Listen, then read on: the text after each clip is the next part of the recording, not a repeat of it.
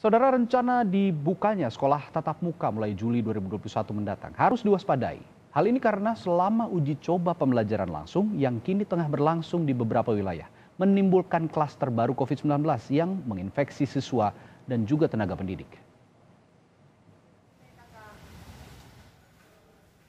Mendikbudristek Nadiem Makarim tetap bersikeras akan menggelar kegiatan belajar mengajar tatap muka di semua sekolah mulai bulan Juli 2021.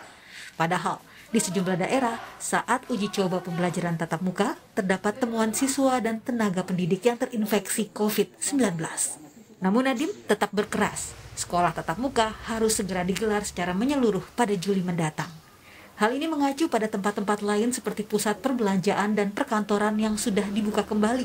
Terlebih, masa depan Indonesia sangat bergantung pada sumber daya manusia. Namun kita juga perlu mengingat resiko-resiko yang beberapa diantaranya telah disampaikan oleh Bapak Dirjen GTK jika kita tidak segera memulai PTM terbatas. Kita juga perlu mengingat dampak jangka panjang dari resiko tersebut.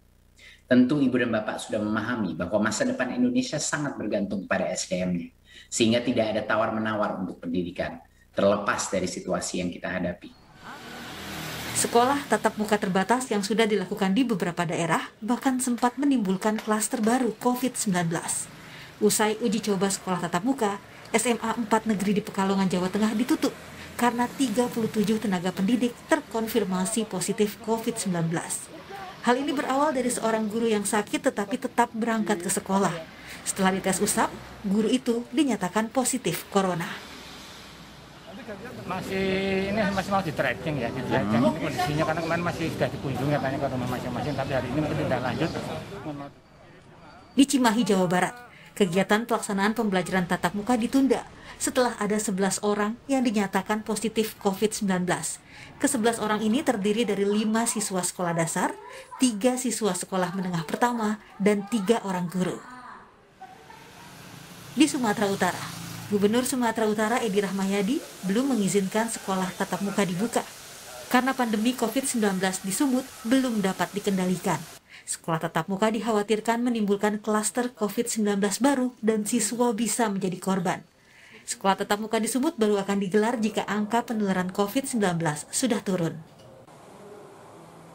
Epidemiolog Universitas Airlangga Windu Purnomo menyatakan, pembukaan sekolah tatap muka pada bulan Juli atau sekitar 1,5 bulan usai libur Lebaran bukan langkah tepat.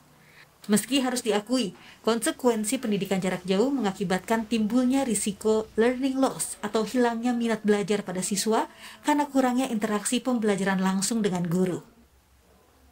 Kira-kira dibukakan pertengahan Juli ya. Itu memang keadaannya seperti sekarang atau mungkin lebih parah dari sekarang ya, harusnya ditunda. Ya, kecuali daerah yang memang baik ya, jadi mungkin ada provinsi atau kabupaten kota yang baik ya. Cuma sekarang pengertian baik itu apa? Karena kita ini terus terang saja selama testing dan tracing lemah ya, jangan-jangan yang dikatakan baik dalam arti hijau itu hijaunya hijau semangka ya, atau kalau kuning delima gitu ya, jadi luarnya kuning dalamnya merah. Di Kabupaten Lebak, Banten, Dinas Pendidikan mencatat sedikitnya 415 siswa menengah pertama putus sekolah selama pandemi karena ragam alasan, yakni bekerja karena kesulitan ekonomi, menikah, hingga malas sekolah. Selain itu, sebanyak 3.869 siswa diketahui tidak aktif mengikuti pembelajaran secara daring karena keterbatasan gawai dan akses internet hingga malas belajar.